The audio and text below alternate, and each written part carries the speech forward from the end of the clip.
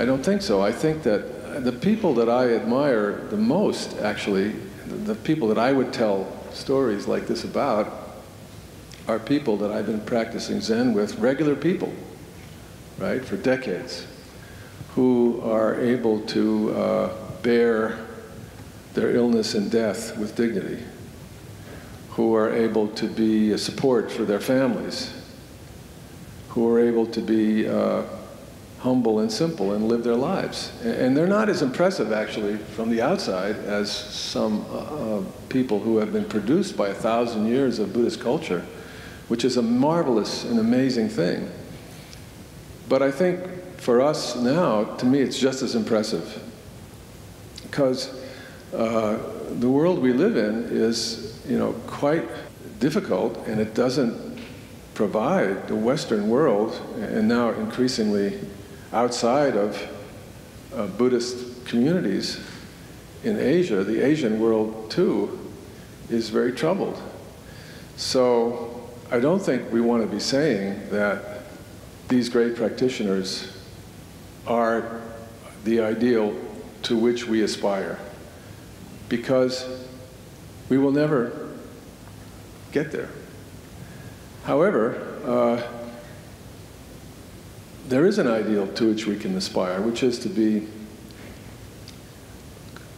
really kind, humble people, truly, unselfishly willing to be of service to one another.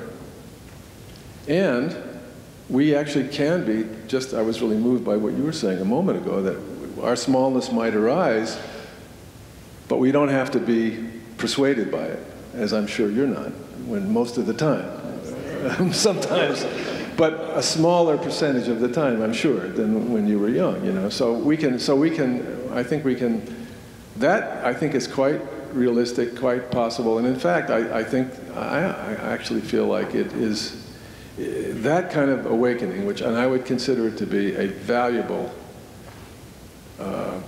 kind of awakening, is really available, I actually think, to anybody who would practice seriously over a long period of time, because it takes discipline, it takes commitment over time.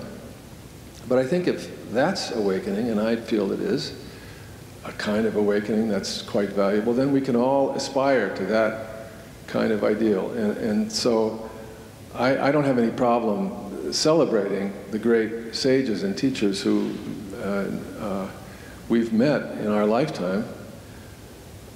But if we think it's about them and not about the practice that produced them and the whole world that made it possible for them to achieve what they achieved, then we're going to get mixed up in our own practice. We're going to practice, and we're going to be really disappointed that we're not the Dalai Lama.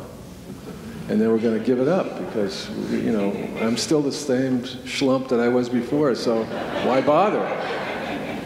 No, I think we have to be clever about this and think about it more and realize in each context, awakening is going to appear differently.